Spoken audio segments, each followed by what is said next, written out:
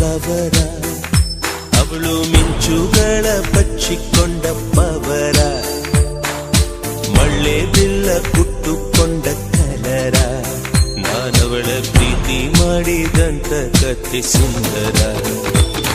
ಓ Sona, ಓ Sona.